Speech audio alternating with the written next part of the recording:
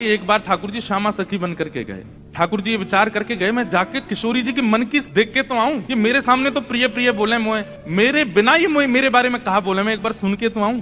नीचे लहंगा पहनो है, ऊपर चुनरी पहनी, बिल्कुल यहाँ तक पूरी चुनरी लगा ली है, हाथन में बढ़िया चूड़ी पहनी है, कानन में कुंडल पहने हैं, क्षुद्र घंटे का यशोदा मैया ने पहनाई, वहां में छोटी छोटी घंटी लग रही है, वह कौंधनी बना करके कमर में पहनी है, पामन में पाजेब पहनी। ठाकुर जी गए श्यामा सखी बन करके किशोरी जी के पास, बरसाने में प्रवेश किया। सबरी गोपी के आहा कैसी मनोहर चाल है, नेक सी गोपी कैसी मटक मटक के चल रही है। अरे सखी तू कौन की लाली है? ठाकुर जी तेज तो है बोलवे में, जो पूछे तू कौन की लाली, बोले तेरी हूँ, भूल गई। अरे बड़ी चपड़ चपड़ बोला है। पहुंच गए ठाकुर जी बरसाने में द्वार पर जाकर के सखीन से बोले मुझको भीतर जान दो। सखी बोली कौन हो तुम? बोली मैं श्यामा सखी हूँ। कहाँ ते आई हो? बोले पास के गांव नंदगाम ते आई हूँ, और मुझ किशोरी जी ते बहुत जरूरी बात करनी है, मुझको मिलवाओ। सखीन ने बोली बोले भानु बाबा के पास जाओ, शिकायत आदि करनी है, कोई न्याय चाहिए तो वहां जाओ, ये किशोरी जी के पास आवे के लिए नहीं है।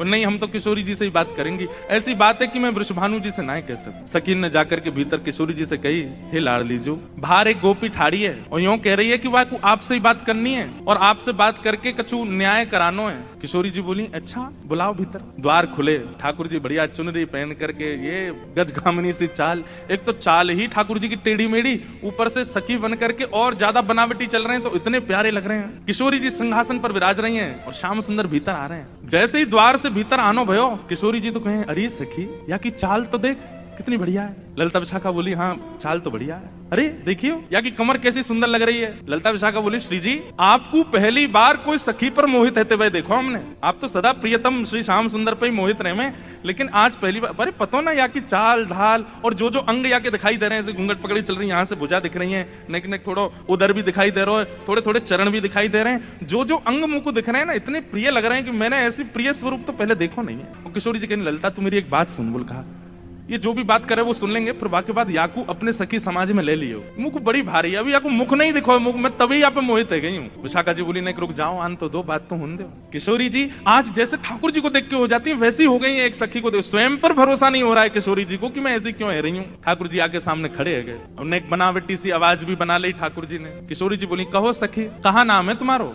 अजी मेरो नाम तो श्यामा सखी है। स्वर सुनते ही किशोरी जी के नेत्र बंद है गए। ललिता जी को हाथ पकड़ के कहें मुझको कहा है रो है, या की चाल या के रूप रंग सब देख करके तुम या के स्वर में भी कछु आकर्षण है। ललिता जी बोली श्यामाजू ऐसे ना करो करें, अरे वो सखी है वापे आप मोहित का को बोले ना पता ना या मैं तुम्हें ना लग रहा आकर्षण, बोलना हमें तो ना लग रहा। किशोरी जी कह रही है अरे मैं अपने आप पे बाहर जा रही हूँ, ये सखी कैसी है या की स्वर कितने सुंदर। ठाकुर जी खड़े खड़े बोले अरे श्यामाजू मुझ को इतनी देर है गई खड़े खड़े, आप मेरो न्याय करोगी कि नहीं करोगी? किशोरी जी बोली अरे मैं तो ऐसे बहल गई, बताओ कहा बात है? बोली मैं आपसे आज न्याय की याचना करवे आई हूँ, मैं रहूं नंदगाम में और नंदगाम में नंद बाबा के महल के बिल्कुल समीप ही मेरो घर है। तो विशाखा जी बोली तो नंद बाबा के पास जाती न्याय लेवे, तुम बरसाने का आई हो? बोले वहां नहीं मिलेगा, यही मारे तो यहाँ आई हूँ, और बात इतनी गंभीर है कि मैं वृषभानु बाबा से ना कह सकूं, आप तो ही कहूंगी। किशोरी जी बोली कहो। श्यामा सखी रोने लगी ठाकुर जी रोने लगे, आंसू ने पहुंचने लगे। अरे मैं कहाँ बताऊं, कैसे मोहते कहूं, मुझको तो लज्जा आ रही है बतावे में। श्री जी बोली ऐसे मत करो, बताओ बताओ कहा बात है? बोले कल परसों में दही बेकवे के कायजे जाई रही, इतने में मार्ग में श्याम सुंदर आए गए। किशोरी जी थोड़ी सहम गई, श्याम सुंदर? हाँ। अरे तुमने उनको बड़ी प्रशंसा सुनी है, उनकी बड़ी महिमा सुनी है, पर तुम उनके अंदर की ना जानो, वे बड़ी छलिया हैं, बड़े कपटी हैं। किशोरी जी बोली कहा कियो श्याम सुंदर ने? मैं तो मटकी भर के जा रही बेकवे के काजे, मार्ग में मिल गयो, रोक लियो मेरो मार्ग, और मार्ग रोक के बोले मुझको कर दो। कर माने टैक्स दो, जैसे टोल गेट लगे रहते हैं ऐसे ठाकुर जी ने जगह जगह ब्रज में नाकाबंदी लगा रखी है अपनी जबरदस्ती की। और जैसे इनको पता चले कि कोई सखी मथुरा को जा रही है तो वही मार्ग पर चले जाएं और जाए करके सब सखान के संग बैठ जाएं और आवे वाली सखीन तक कहें हमें कर दे के जाओ, जे मार्ग हमारे परदादा ने बनवायो है, ये मार्ग हतो ना हो, हमारे दादा परदादा ने ये मार्ग बनवायो, या हमारे यहाँ मार्ग को कर लेने को अधिकार हमारो, कर दो। गोपी के कहा कर चाहिए? बोले मटकी सब नीचे धर दो, हमारो जितनो मन होगा हम ले लेंगे, बच्ची कुचे तो मथुरा ले जाएंगे, ये करे। अब मटकी नीचे धर के अगर कोई गोपी कह दे कि लाला तो जितनो हो पाले, ठाकुर जी छोड़ेंगे वहां में? स्वयं पाले लेकिन स्वयं को पेट तो नेक सो फिर ग्वालान ने पवा में गोपी के अब तो है क्यों दे दो, अरे अभी हमारे और भी ग्वाला है। बोले फिर कौन आम है? फिर बंदरों को कू कू करके ठाकुर जी आवाज करते हैं, खूब सारे बंदर आ जाते हैं, फिर उनको बांटते हैं। वाके बाद गोपी के सबरो मक्खन तो खत्म है, क्यों मटकी है तो छोड़ दो। ठाकुर जी बोले मजा नहीं आया जब तक यहाँ मटकी की आवाज नहीं आवेगी, फिर डंडा देवा मटकी फोड़े, फिर कहें गोपी मक्खन तेरो बास हो नेक्सस दोबारा लेके आइयो। ऐसो करे तुम्हारो ये कन्हैया कौन कर देगो या को? अरे राजी राजी नेक कर ले तो बात ठीक भी है, ये तो मटकिन ने फोड़ दे, सबन ने खवाए दे, लेकिन मेरे संग तो बहुत बुरा कियो। किशोरी जी बोली कहा क्यों? बोले मेरे घूंघट उठा लियो, मेरी चुनरी खींच ली, मेरा हाथ मरोड़ दियो, और अच्छा इतना ही कियो और तो कछु ना कियो। अरे कहाँ बताऊं और कहा कियो? बोले और कहा कियो? मैं तो चाहूं भी ना हूं कि वो मेरे पकड़ में आवे, क्यों? बिना पकड़ के इतना उधम मचावे, पकड़ लूंगी तो जन कहा करेगो, ऐसा कष्ट दे मोकू, मैं कहा बताऊं आपको। श्री जी थोड़ी घबरा सी गई। अच्छा श्री जी को ये है कि अकेले में मुंह से कन्हैया की बुराई कर ले तो मैं सह भी लूं, ये ललिता विशाखा के बीच में काहे को बोल रही है? ये तो वैसे ही उनसे चिड़ी रहे, इतनो इनके सामने क्यों कह रही है? श्री जी कह रही है अरे तू चिंता मत करे, श्याम सुंदर को हृदय कारो नहीं है, वो बस स्वरूप तेने कार्य से लगे, वो ने अपनी लीलान में थोड़े से ऐसे चटक मटक से हैं, बाकी हृदय से ऐसे नहीं है। तो ठाकुर जी तो सुनने आए हैं ना कि मेरे बारे में कैसे विचार हैं श्री जी के। अच्छा आप बड़ी हृदय की जानो उनकी? ठाकुर जी कह रहे हैं आप बड़ो पता हो उनके हृदय को। श्री जी बोली मतलब ऐसा तो मुझे ना पता, लेकिन हाँ जितनो मैंने सुनो है, जितनो मैंने जानो है, वहां मेरो अंदाजो ऐसा है कि वो हृदय ते ऐसे नहीं है, वो तो बस एक लीला करें। ठाकुर जी बोले अरे श्यामाजू तुम कहा जानो, जाको रंग कारो होवे ना, जो भीतर ते अत्यंत कारो है जाए, वाको रंग भी कारो है जाए। अब तो ठाकुर जी ऐसी ऐसी बुराई करने लगे अपनी ही कि श्री जी को न क्रोध आवे, और फिर इनके हृदय के भाव सुनूं मैं। जाको हृदय बड़ो कारो रे ना, वाको रंग भी कारो है जाए। ये श्याम सुंदर केवल लीला नहीं करे, ये हृदय ही ऐसे हैं। मुझे तो ऐसा लगे जैसे जैसे आपने भौरा देखो है ना श्री जी, वो एक पुष्प पे बैठे है वाको रस ले, फिर दूसरे पुष्प पे चलो जाए वाको रस ले, और देखो भौरो भी कारो रे और एक कन्हैया भी कारो। जो एक को कभी नहीं रह सके, ये तो सबको है, कमर भी टेढ़ी, चाल भी टेढ़ी, मुख भी टेढ़ी, और मुझे तो ऐसा लगे यशोदा मैया गोरी, नंद बाबा गोरे जी, इनको छोड़ा ना है जी कहीं औरतें आयो है। ठाकुर जी बड़ी बड़ी बुराई करने लगे अपनी ही किशोरी जी के सामने। थोड़ी देर तो किशोरी जी सुनती रही, और थोड़ी देर बाद किशोरी जी को क्रोध आया, अपने स्थान पर खड़ी है गई, बोले ए श्यामा सखी बहुत देर रह गई तो बोलते बोलते, अब एक नहीं सुनूंगी तो तेरी कितने मक्खन चुरा लिए, कितनी मटकी फोड़ दी तेरी। अरे ललता लेके आ भीतर तो याकू दे दे, यहाँ आ गई है रोवे के काजे, श्याम सुंदर की बुराई कर रही है, यहाँ पे खड़े है के तू कहाँ जाने, वो कौन है? अरे पूरा ब्रह्मांड उनकी भ्रगुटी पर नृत्य करे, वो अगर अपनी भौं उठा दें तो नूतन प्रलय हो जाएगा। अरे तुम ब्रजवासीन के प्रेम के काजे बेचारे यहाँ आए गए हैं, तुम तो नेक लीला कहा कर ली, शिकायत करवे आ गए वहां पे, और तू बड़ी श्याम वरण श्याम वरण श्याम वरण पे बहुत बोल रही कि जो हृदय को कारो वही स्वरूप ते कारो होवे। तू जाने कहा है वास्तव में तो ये देखें लोग, मोए देखें लोग, और कोई भी दृष्टा बने या हमारे अपना स्वरूप छुपाए करके आए वे, यदि अपने वास्तविक रूप में प्रकट हो जाए तो कोटि कोटि कंदर्प लुटावे लग जाएंगे, तो भी उनके रूप की उपमा नहीं कही जा सके। उनकी बुराई कर रही है मेरे सामने खड़े है, वो टेढ़े से रहे, वो ऐसे रहे, वैसे। तू जाने कहा है उनके बारे में? अरे इंद्रादि देवता थर थर कांपे जिनके मारे, वो यशोदा मैया और तुम सब ब्रज गोपीन के काजे सहज है गए, सरल है गए, प्रेम के अधीन है करके सब लीला कर रहे हैं, और उनकी शिकायत कर भी आ गई मेरे सामने। ठाकुर जी सुन के बड़े खुश है रहे मनी मन। जैसे श्री जी ने शांत है जाए, ठाकुर जी फिर एक कोई बात बोल दे, फिर श्री बिल्कुल मत बोलियो, एक शब्द नहीं सुनूंगी श्याम सुंदर के लिए, ये पूरा ब्रह्मांड उनका स्वरूप है, उनके रोम में कोटि कोटि ब्रह्मांड लुढ़कते हैं, इस ब्रह्मांड पर कृपा करके, इस भूमि पर कृपा करके वो जन्म लेकर के नंद यशोदा के यहाँ आ गए, और तुम उनके महत्व को नहीं समझ रही हो। अरे कोई ऊंची पदवी पर बैठो भयो, जब प्रेम के अधीन है जाए तो वो अपनी पदवी छोड़ करके कई बार आपके संग बैठ के पान लगे, आपकी थाली में बैठ के भोजन करने लगे। कोई आपकी थाली में भोजन कर रहा हो या को मतलब वो आपसे प्रेम बहुत करे। अरे सखी तू जाने ना है श्याम सुंदर को, तो साक्षात परमात्मा है वो। यदि तुम्हारे संग ये लीला कर रहे हैं तो अपने भाग्य मनाओ, अपने सौभाग्य मनाओ।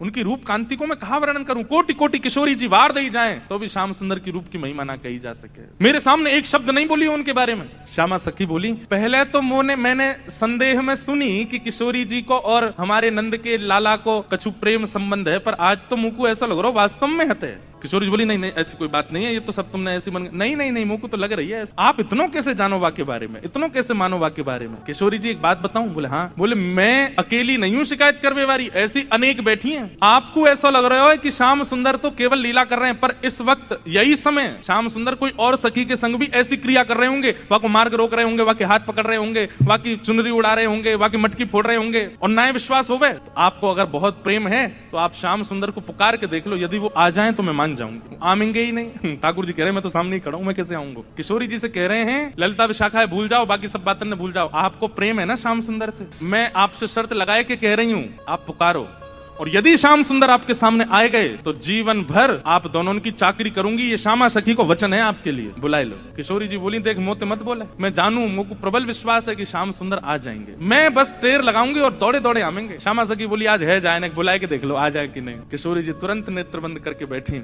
और जैसे ही अपने प्रियतम का स्मरण किया है, नेत्र बंद करके किशोरी जी स्मरण कर रही है श्याम सुंदर को, और जब कह रही है कि हे श्याम सुंदर मैं तो आपकी दासी हूं, जबकि ये बात गलत है। ठाकुर जी दास मानते हैं अपने आप को किशोरी जी के चरणों का, लेकिन लेकिन आज किशोरी जी ने वास्तव में तो बात यह है कि जैसे ही नेत्रबंद किए हैं किशोरी जी ने और स्मरण करना प्रारंभ किया, कहां है श्याम सुंदर, कहां है मेरे प्राणनाथ, कहां है मेरे जीवन धन। तो जैसे ही किशोरी जी ने नेत्रबंद करके स्मरण किया तो किशोरी जी पूरे ब्रजमंडल में भ्रमण कर आई, लेकिन ठाकुर जी नहीं मिले। किशोरी जी बोली, हाँ श्याम सुंदर गए कहां, आज मेरे प्राणनाथ गए कहां। और ध्यान लगा करके देखो, श्याम सुंदर किसी गिरी कुंज में तो नहीं बैठे, कहीं यमुना तट पे तो नहीं बैठे, कहीं दूर तो नहीं चले गए, दिख क्यों नहीं रहे हैं। और तभी किशोरी जी को ढूंढते ढूंढते ढूंढते दिखाई दियो बरसानो भवन। किशोरी जी कह रही है बरसानो भवन क्यों दिख रहा है। तभी किशोरी जी को दिखाई दियो अपनो ही निकुंज, ये मेरो निकुंज काई को दिखाई दे रहा है। अरे कहीं ऐसा तो नहीं श्याम सुंदर यहीं कहीं छुप करके बैठे हैं। और मन में ध्यान से देखो तो किशोरी जी को अपनो ही अंतःपुर दिखाई देने लगो। किशोरी जी बोली, मेरे अंतःपुर में तो केवल ललिता है, विशाखा है, मैं हूं और श्यामा सखी। और ध्यान लगा करके देखो तो क्षुद्र घंटिका दिखाई देने लगी जो श्यामा सखी ने पहन रखी है। किशोरी जी बोली, ये क्या क्षुद्र घंटिका, ये तो मैंने अभी कहीं, अरे ये तो श्यामा सखी की कमर पे देखी। और जब और ध्यान लगा करके देखो तो घूंघट के भीतर कमल नैन मटक रहे हैं, इधर उधर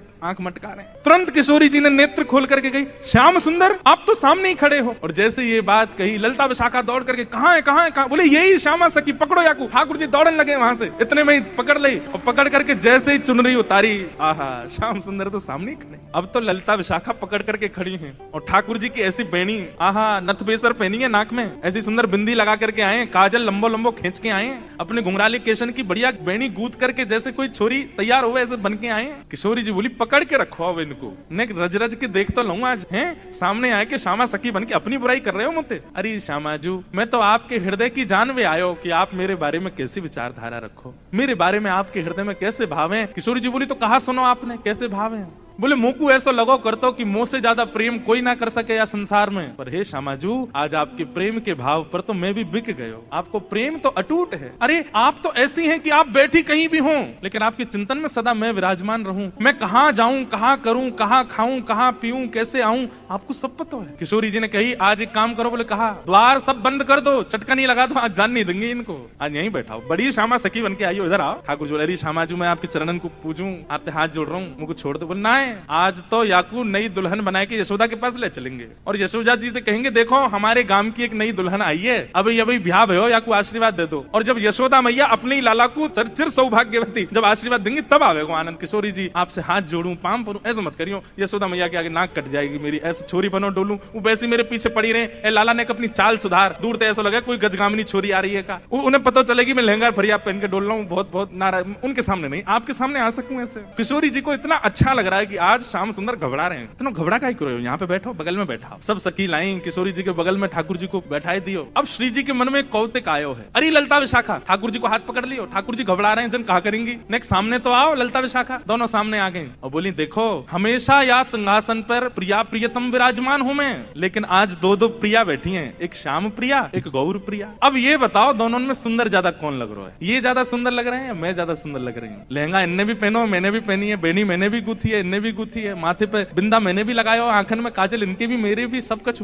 अब तुम दोनों बताओ हम दोनों में सुंदर ज्यादा कौन लग रहा है। श्याम सुंदर, ऐसे रो मत, मुस्कुराओ, कछु कर थोड़ी रही हूं मैं। ठाकुर जी मुस्कुराने लगे, अरे ललिता बताए दे आज सुंदर कौन है। ललिता विशाखा अंदर ही अंदर रो रही हैं और अंदर ही अंदर, क्योंकि किशोरी जी ने ये क्रम शुरू किया तो किशोरी जी को कम देख रही है, ठाकुर जी को ज्यादा देख रही है, क्योंकि किशोरी जी नहीं तो ये खेल शुरू करवाया। बताओ दोनों में सुंदर कौन। उनसे क्या कहें, ठाकुर जी को देखती हैं और देखते देखते देखते अश्रु भराते हैं नेत्रों में। बोले आप ही बताओ ना क्या करें, दोनों ही समान लग रहे हो हमको, दोनों ही एक जैसे लग रहे हो, दोनों में ये न्याय करना बड़ा मुश्किल है। ठाकुर जी आप ही कछु संकेत करो, क्या बताएं। जैसे ठाकुर जी ने देखी ललिता विशाखा बड़ी परेशान हो गई हैं, तो पहले ठाकुर जी नेत्रबंद कर लिए और नेत्रबंद करके मानो ऐसे करके बैठ गए। बोले कि अगर तुमने इनको श्रेष्ठ बतायो तो फिर याद रखियो, तुम बच के दिखाइयो मुझे। ललिता विशाखा सोच रही भाई जीनो तो हमें श्री जी के संग है, और श्री जी की अगर हम प्रशंसा कर देंगे तो ठाकुर जी नहीं छोड़े, ठाकुर जी की कर देंगे तो फिर श्री जी कहेंगे अच्छा जाओ नंदगाम में बोरिया बिस्तर लेके जाओ, वहीं रहो, यहाँ नहीं रहना। अंत में ठाकुर जी से कहने लगी, बोले बताओ तो क्या करना। अंत में ठाकुर जी को दया आ गई, दया आके ठाकुर जी ने ऐसे इशारा किया, बोले इन्हीं की बताओ, बेसर इन्हीं की अच्छी है। बोले मेरी प्रशंसा कर दोगे मुझे सुख नहीं मिलेगा, इनकी प्रशंसा करोगे